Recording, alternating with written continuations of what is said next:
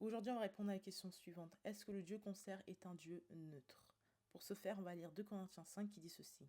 Le Christ était sans péché, mais Dieu l'a chargé de notre péché, alors maintenant par le Christ, Dieu nous a rendus justes.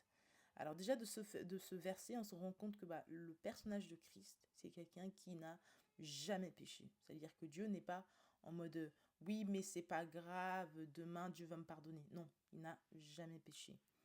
Et un autre verset du coup qui nous permet d'illustrer un peu la même idée, c'est du coup dans Genèse 1, le verset 1, verset 4, il dit ceci. Au commencement, Dieu crée le ciel et la terre est comme un grand vide. Elle est dans la nuit, une eau profonde la recouvre. Le souffle de Dieu se tient au-dessus de l'eau. Dieu dit que la lumière brille et la lumière se met à briller. Dieu voit alors que la lumière est une bonne chose, alors il sépare la lumière de l'obscurité. C'est-à-dire que dès le commencement, quand on relit du coup toutes ces quatre versets, on se rend compte que Dieu a séparé la lumière de l'obscurité. Il n'a pas dit on va créer un truc entre deux pour mélanger tout ça. Non, il a séparé la lumière de l'obscurité. Alors, pour répondre à cette question spécifiquement, est-ce qu'aujourd'hui on sert un Dieu qui est neutre? Non. Dieu, il a des positions et il est très clair dans ce qu'il considère ok, de ce qu'il considère pas ok. Donc non, on ne sert pas un Dieu qui est neutre, on sert un Dieu qui a des principes, qui a des valeurs et en fait, elles sont définies. Elles ne sont pas nuancées, elles sont définies.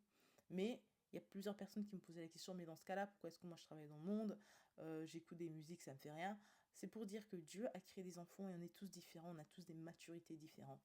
Là où Dieu t'a mis dans un travail qui peut-être pour toi semble être hors de l'église et tu dis peut-être que je suis pas dans la volonté de Dieu, ça se trouve c'est exactement où tu as ton ministère, c'est exactement où Dieu t'envoie, du moins pour accomplir son testament, qu'on lit dans Matthieu 28, le verset 19. Va dans toutes les nations et fais des disciples. Ça se trouve, c'est là où toi, tu dois faire des disciples. C'est là où tu dois le représenter dans ton travail qui n'a pas forcément de lien avec l'Église. Alors, mais dans ce cas-là, moi qui écoute de la musique, j'écoute de la musique neutre qui n'insulte pas, qui parle pas mauvais et tout, etc. Alors, faut savoir une chose. Moi, personnellement, Dieu m'a créé comme étant un être humain hyper émotif.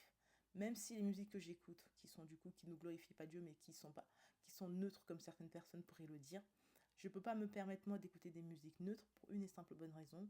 Je suis quelqu'un qui est très proche de ses émotions, donc forcément ça va m'impacter. Et quand ça m'impacte, ça me prend beaucoup de temps pour revenir à Dieu.